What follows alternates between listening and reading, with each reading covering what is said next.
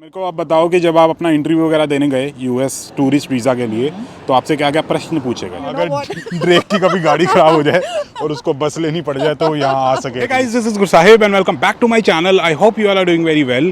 तो यार, आप में से काफ़ी सारे लोग मेरे से पूछते हो कि being an international student in Canada, अगर हमें यूएस का वीज़ा अप्लाई करना है तो वो किस तरीके से अप्लाई कर सकते हैं। तो आज की इस वीडियो में चलेंगे हम टोरंटो, क्योंकि आज जैस्मिन जी के यूएस वीज़ा का इंटरव्यू है, तो उनको लेके चलेंगे टोरंटो। और साथ के साथ आज की इस वीडियो में उनसे बात करेंगे कि as an international student in Canada उन्होंने अपना यूएस का वीज़ा किस तरीके से अप्लाई किया था, क्या प्रोसेस था, क्या क्या डॉक्यूमेंट्स वगैरह उन्होंने यूज़ किए थे। और जब वो अपने यूएस वीज़ा का इंटरव्यू दे के बाहर आएंगी तो उनसे पूछेंगे कि उनका एक्सपीरियंस कैसा रहा और उनसे क्या क्या क्वेश्चंस वगैरह पूछे गए। और टोरंटो जा रहे हैं तो ऑब्वियसली आपको थोड़ा बहुत टोरंटो भी दिखाएंगे। So without wasting any more time, let's get started with this video.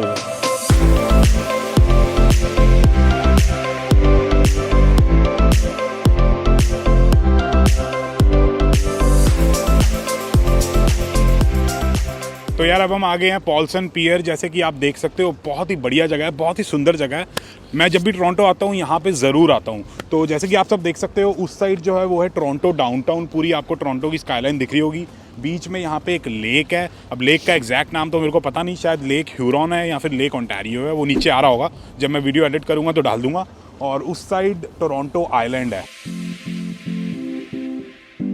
तो वो बहुत ही सुंदर जगह है। कभी वहाँ भी आप लोगों को लेके चलूँगा, बहुत अच्छा लगता है। यहाँ से टोरंटो डाउनटाउन से एक फेरी चलती है, वो वहाँ तक लेके जाती है। प्राइवेट भी होती है, सरकारी भी होती है।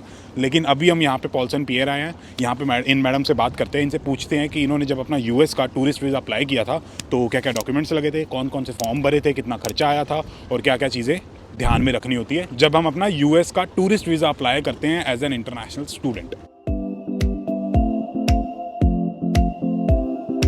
तो यार, अब हम इनसे बात करते हैं कि जब हम as an international student Canada आते हैं तो यूएस वीज़ा अगर लगवाना हो टूरिस्ट वाला तो उसका क्या हिसाब किताब होता है। तो मेरे को आप सबसे पहले ये बताओ कि आपने अपना यूएस वीज़ा अप्लाई कब किया था? तो मैंने अपना यूएस वीज़ा अप्लाई किया था 2020 फरवरी। अच्छा, मतलब 2 साल पहले अप्लाई किया था।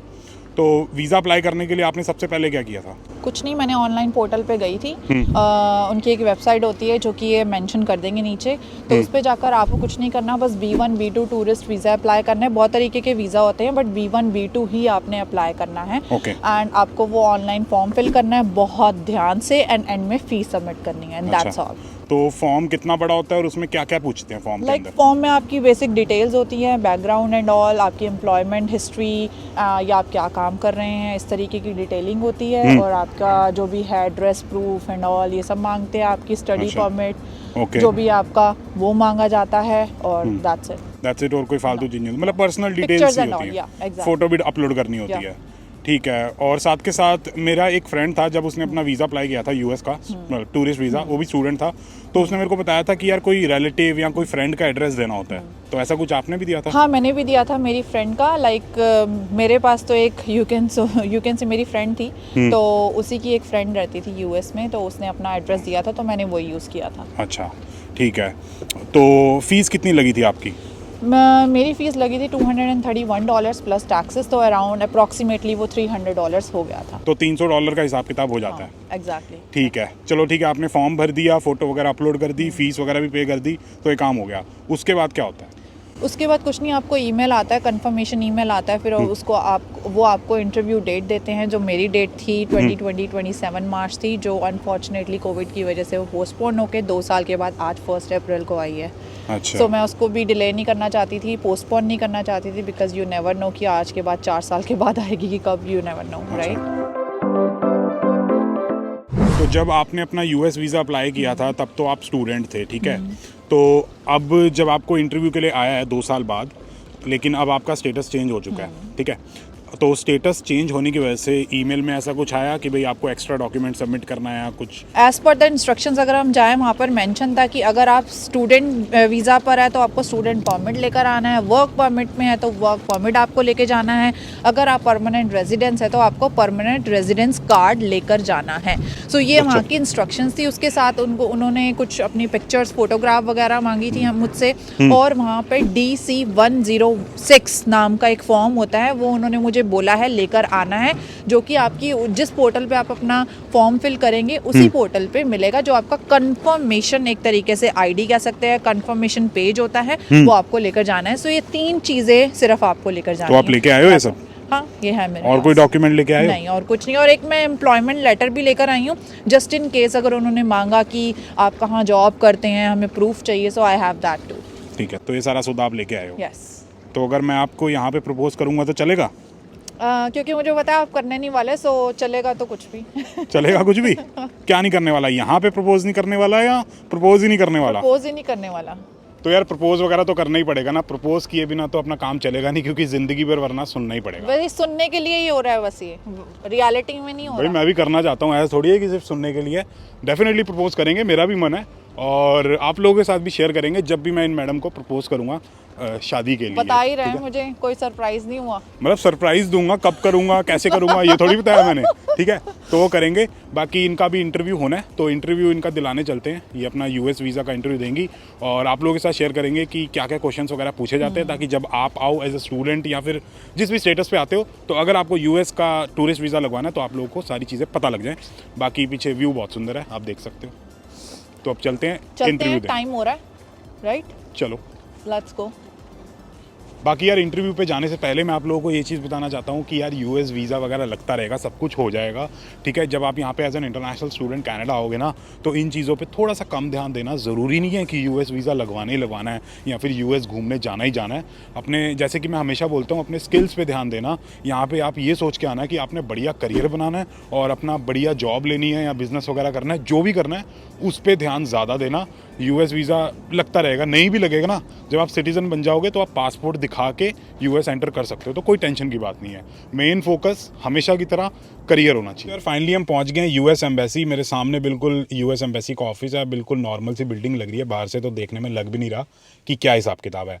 तो अभी ये मैडम अंदर जाएंगी, अपना वीज़ा वगैरह इंटरव्यू देंगी। तो आप एक्साइटेड हो, डर लग रहा है? एक्साइटेड हूँ, डर नहीं लग रहा। पर डर नहीं लग रहा? कोई बोर्ड का एग्जाम थोड़ा ना, देंगे नहीं देंगे तो भी ठीक है। अच्छा। ठीक है, नहीं देंगे तो ना दें भाई, उनका ही नुकसान है, हमने तो आपका नुकसान क्यों है?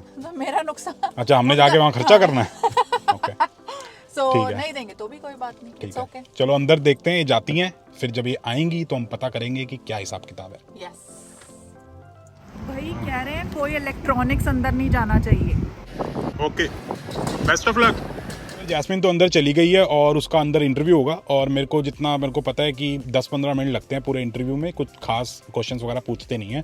तो यहाँ वेट करने का फ़ायदा नहीं है, हम पेट्रोल डलवाने चलते हैं, मतलब गैस डलवाने चलते हैं, और फिर जब वो आती हैं तो उनसे पूछते हैं कि भाई उनसे क्या इंटरव्यू में पूछा गया था।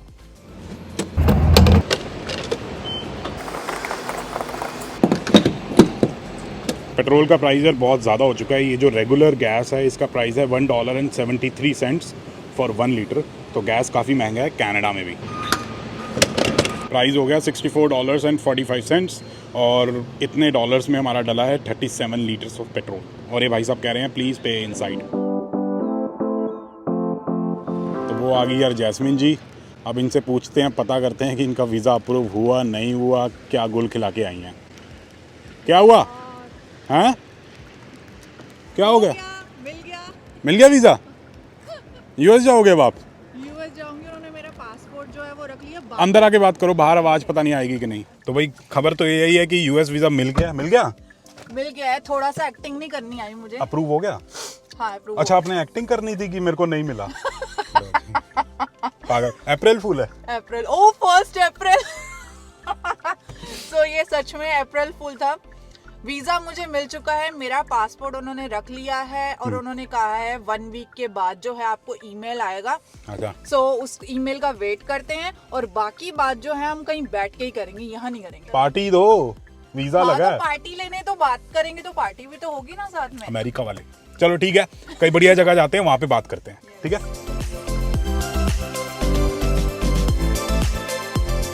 डाउनटाउन टोरंटो में पार्किंग की बड़ी दिक्कत होती है, बहुत लिमिटेड पार्किंग होती है। तो अगर आपको रोड के साइड पे गाड़ी पार्क करनी है तो इस तरीके की मशीन लगी होती है। यहाँ पे आप अपना कार्ड डालो, टाइम सिलेक्ट करो कि आपको कितनी देर के लिए अपनी गाड़ी खड़ी करनी है, उसके बाद प्रिंट टिकट का बटन है उसको प्रेस करो तो आपकी इस तरीके से टिकट बाहर निकल आएगी। तो ये अपनी टिकट होगी। अब इस टिकट को क्या करना है, मेरे को अपनी गाड़ी के डैशबोर्ड पे रखना होगा, ताकि अगर कोई पार्किंग इंस्पेक्टर या पुलिस वगैरह आती है वो देखते हैं तो वो देख ले कि हाँ भी बंदे ने पार्किंग पे कर रखी है। तो अब मैं इस टिकट को यहाँ अंदर रख देता हूँ। तो इस तरीके से मैंने टिकट रख दी है डैशबोर्ड के ऊपर। तो अगर कोई आएगा तो वो देख लेगा कि हाँ भी मैंने पैसे पे किए हूँ। हाँ जी, तो यार अब हम आ गए हैं टोरंटो डाउनटाउन क्वीन स्ट्रीट पे। यहाँ पे एक दुकान है काठी रोल ईटरी। तो यहाँ पे थोड़ी पेट पूजा करते हैं, काठी रोल वगैरह खाते हैं। जैसे कि आप सब जानते हो कि यार टोरंटो डाउनटाउन में अपने बहुत सारे देसी रेस्टोरेंट हैं, वहाँ पे बहुत ही स्वाद देसी खाना मिलता है। तो इसको ट्राई करते हैं, इस रेस्टोरेंट को ट्राई करते हैं इस बार, और देखते हैं कि अंदर क्या हिसाब किताब है। ऑनलाइन तो अच्छे खासे रिव्यू थे, बहुत ही बढ़िया रेटिंग्स थी। तो अंदर चलते हैं। तो यार सौदा तो काफ़ी सारा है इनके पास, चिकन टिक्का, बटर चिकन और पता नहीं भिन्न भिन्न प्रकार के काठी रोल है। तो एक बार ट्राई करते हैं सबसे बढ़िया वाला, इन्हीं से पूछते हैं कि कौन सा बढ़िया है।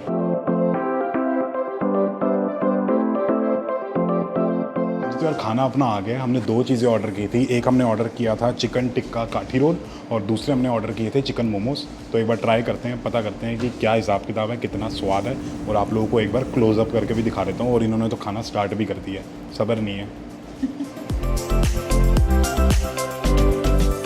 तो यार जैसे कि देख सकते हो यही रीज़न है कि टोरंटो मेरे को नहीं पसंद है। तो इंडिया से ऐसे ट्रैफिक को ही छोड़ के मैं आया था, और यहाँ पे भी अगर मेरे को ऐसा ही ट्रैफिक देखना है तो फ़ायदा क्या हुआ इंडिया से कनाडा आने का। तो इसलिए मैं टोरंटो में नहीं रहता, यही रीज़न है। हाँ जी, तो यार अब हम आ गए हैं पार्क लेन नाम की एक स्ट्रीट के ऊपर। तो बेसिकली ये टोरंटो में पड़ती है और यहाँ पे सारे मिलियनियर्स और बिलियनियर्स के घर हैं। तो काफ़ी बड़े बड़े मैंशंस हैं और यहाँ पे हम देख रहे हैं कि महंगी महंगी गाड़ियाँ जा रही हैं। ऑडी, पॉर्श और BMW, पॉर्श ही बोलते हैं ना या पॉर्शे बोलते हैं, जो भी बोलते हैं। तो वो महंगी महंगी गाड़ियाँ यहाँ पे जा रही हैं। तो काफ़ी अमीर लोगों के घर है। और जैसे कि यहाँ पे एक घर देख सकते हो, यहाँ पे राइट साइड पे, तो बेसिकली ये ड्रेक का मेंशन है, इसको कहते हैं द एम्बेसी। तो आप समझ ही सकते हो कि भाई कितना पॉश एरिया है। तो सारे के सारे मिलियनियर्स और बिलियनियर्स कनाडा के या फिर पर्टिकुलरली टोरंटो के यहीं पे रहते हैं। और यहाँ पे जैस्मिन जी से पूछते हैं कि जब उन्होंने अपने US वीज़ा का इंटरव्यू दिया तो उनसे क्या क्या क्वेश्चंस वगैरह पूछ गए और उनका कैसा एक्सपीरियंस रहा। तो मेरे को आप बताओ कि जब आप अपना इंटरव्यू वगैरह देने गए US टूरिस्ट वीज़ा के लिए तो आपसे क्या क्या प्रश्न पूछे गए? मेरे से बेसिकली 3 क्वेश्चन पूछे गए। फर्स्ट ऑफ ऑल, आपका जो कनाडा में वो स्टेटस क्या है। सेकंड क्वेश्चन मुझसे पूछा गया कि आप यहाँ कब आए थे और आप क्या जॉब करते हैं। और मैंने इनको बताया कि मतलब मैं फुल टाइम परमानेंट जॉब करती हूँ, जो भी है। कुछ नहीं मांगा, उन्होंने कहा congratulation you got the visa and can I have your passport. उन्होंने मेरा पासपोर्ट रख लिया, जो कि 1 हफ्ते या 1.5 हफ्ते तक मेरे पास वापस आएगा स्टैंप लग के। तो अच्छा, तो वो कुरियर करेंगे? यस। तो कुरियर के पैसे आपने दिए हैं, वो लगाएंगे? It was included in the fees. अच्छा अच्छा, ठीक है। तो कोई डॉक्यूमेंट वगैरह तो नहीं मांगा कि भाई एक्स्ट्रा डॉक्यूमेंट दिखाओ या कुछ ऐसे स्पेसिफिक कुछ चीज मांगी? नहीं, कोई एक्स्ट्रा डॉक्यूमेंट नहीं मांगा। बस ये 3 क्वेश्चन ही पूछे और कुछ नहीं पूछा? कुछ भी नहीं पूछा कि भाई क्यों जा रहे हो, किसके पास जा रहे हो, क्या हिसाब किताब है? कुछ नहीं पूछा। कई जहाँ उनको डाउट आता है ना, वहाँ पर ही क्वेश्चनिंग होती है। तुम अगर पूरे कॉन्फिडेंट हो और तुम अपने आंसर्स अच्छे दे रहे हो, hi how are you doing, and जाते इस तरीके के क्वेश्चन पूछ रहे हो like ice breaking type, so I think you are good to go. ठीक है।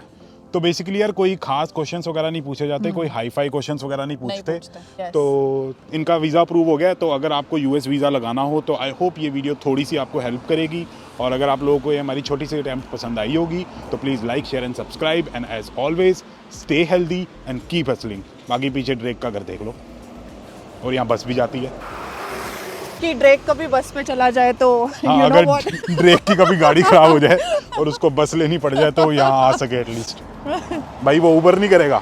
नहीं, वो बस में उसको पब्लिक जब ट्रांसपोर्ट यूज करने का मन होगा ना कभी, तो प्रेस्टो पास लिया होगा ना उन्होंने।